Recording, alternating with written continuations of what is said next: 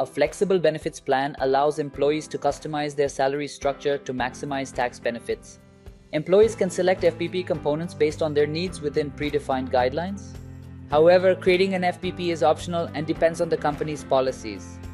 In this video, we will learn how employees can declare FBP from their ESS portal.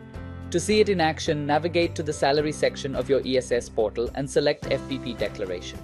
If the admin has not created a plan for you, or you are declaring FBP for the first time, or if the declaration window is not open yet, you will see an empty screen displaying a relevant message on this page. If the admin has created your FBP plan but the plan is not released yet, you can view a screen that displays all the FBP items. If an FBP has been created for you but not yet released, you can view information such as the applicable month, FBP status, locked or released, total payroll consideration in rupees, the total allocation of the amount in rupees, special allowance for your FBP in rupees, and a list of FBP components.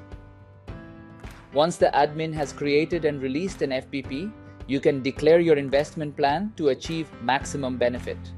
You can also choose from various items offered by your organization as per the organization policies predefined by the admin. Now to declare FBP, click on Edit. Here you can view the maximum allotment amount that can be declared in rupees. Select the checkbox, specify the amounts, and click on Submit. Please note that you can edit the form even after submission until the admin locks the payroll for the selected month. I hope you have got a clear picture of how to declare your FBP. With that, we come to an end. Please like and subscribe to this channel for updates about our upcoming videos.